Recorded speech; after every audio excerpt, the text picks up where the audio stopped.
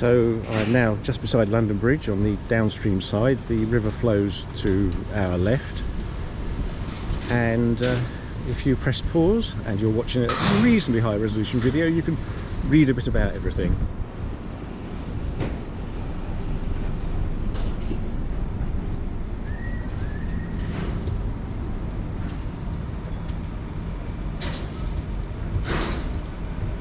London Bridge is a very boring bridge. It's a modern bridge.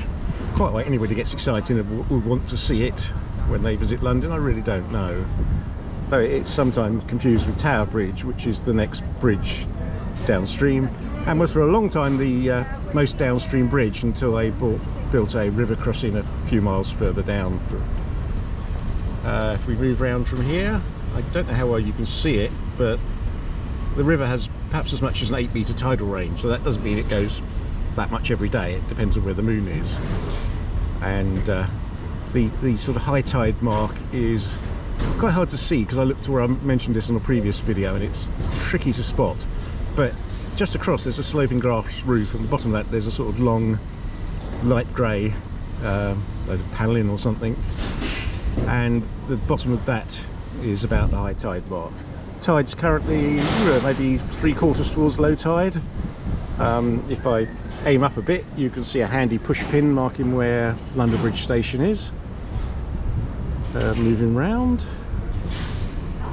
because the river is a lot narrower now than it used to be, because back when the Romans came here, the river was probably twice this wide here, and the south bank, which is across the river from us because we're on the north bank, was very marshy, and was the tacky side of London, so it was where all the iffy entertainment went on. You know, if you wanted a lively night out, you might go there, and you might even come back with your purse if you were lucky. Now if we look downstream, you can spot a fairly well-known bridge, and to the right of that and much closer to us is the light cruiser HMS Belfast, which is sort of World War II vintage,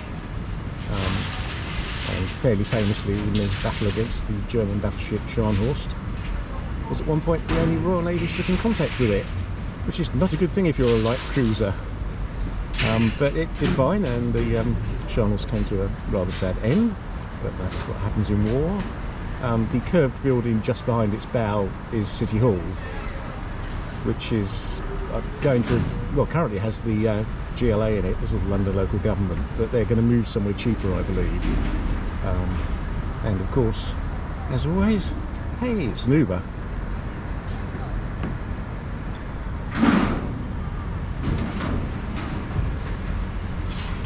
Oh, and if you go down, well, go upstream to Embankment Tube Station, there's a park beside that, and in there's a little sort of stone, I don't know, I'm going to call it a folly, which shows you where the actual bank of the river was back in the day, which is, how many metres in is that? I don't know, maybe 50 metres in from the current bank.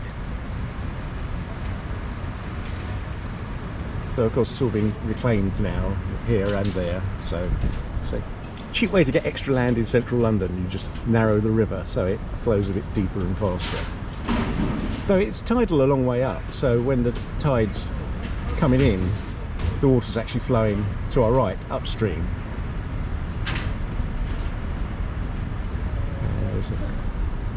Actually, that looks like one of the old boats, because there's a collection of boats around here that were actually some of the boats used to rescue the soldiers at Dunkirk, and I think that might be one of them just going past now, because it does look familiar.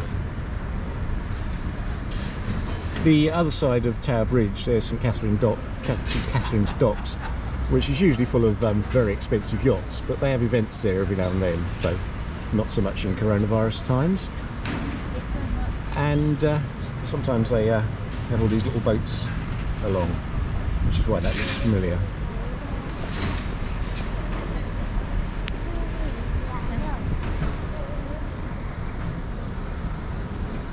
So that is the not very exciting London Bridge and the quite reasonable view from beside it.